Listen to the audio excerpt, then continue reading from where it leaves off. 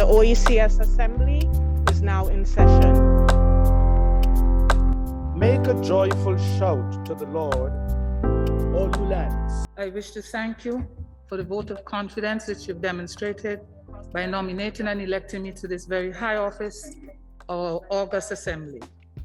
I embrace and applaud the theme for this sixth sitting of the Assembly, embracing new platforms and innovative models for leadership and sustainability.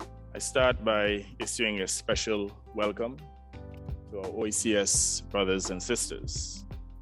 Madam Speaker, the sixth session may very well be the most important session of our Assembly that we have had to date. Because in reality, this session will address the issue of our survival on this warming planet.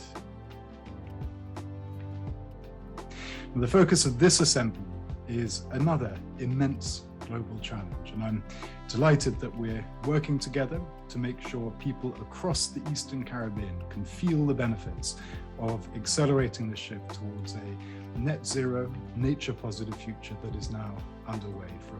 The seeds, including the Caribbean, are feeling the wrath of climate change, which has resulted in more intense storms, lower annual rainfall, and more frequent and intense drought episodes.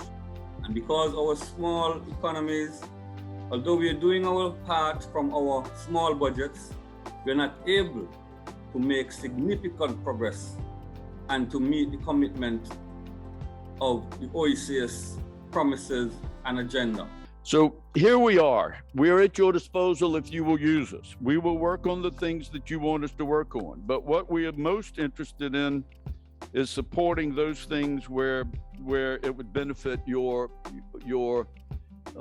regional collaboration, but also your global collaboration where we can help. And this includes, by the way, facilitating relationships with institutions that can help fund projects. We'd like very much to host delegations to come to Washington to see everybody that might help with technological support, but also for financial support.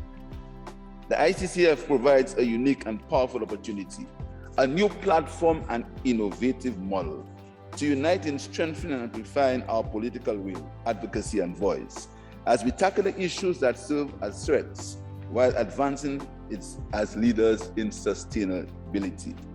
There is no better time than now to embrace new platforms to address climate change. We must take action today to develop strategies to maintain our sovereignty and strengthen our macroeconomic resilience to cushion the impacts of climate change on our people and land.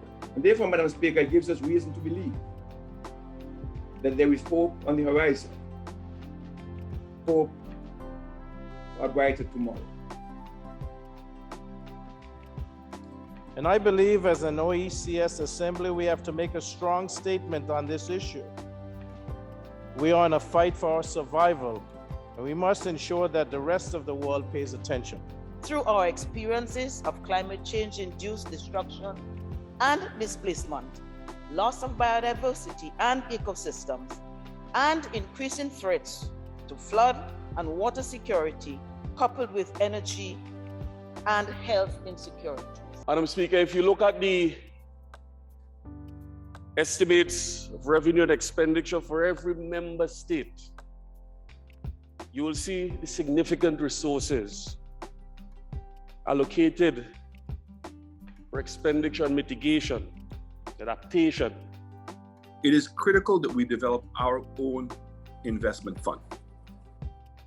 And that investment fund, I continue to believe, needs to be at an OECS level. And so that the investments by that fund would take on the debt burden. Earlier we heard presentations in which the point was made that the children in the gallery and their counterparts in the various islands of the OECS are the ones who are going to inherit what we leave behind for them. The motion before us today reinforces our collective resolve and commitment as a region to the cause of sustainability. We are further reminded that all OECS member states have adopted the revised St. George's Declaration of Principles for Environmental Sustainability, SGD 2040, and the commitments contained therein via the Council of Ministers for Environmental Sustainability.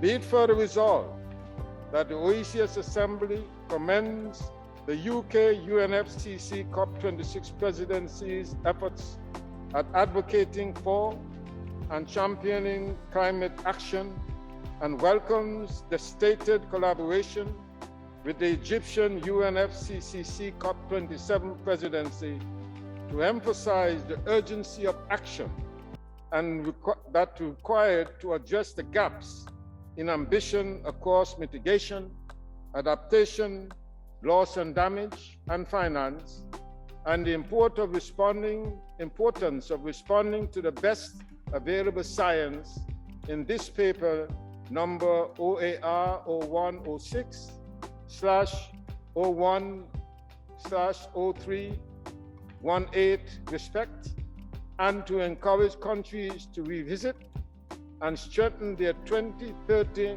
emissions target to align with Paris 1.5-degree temperature goals.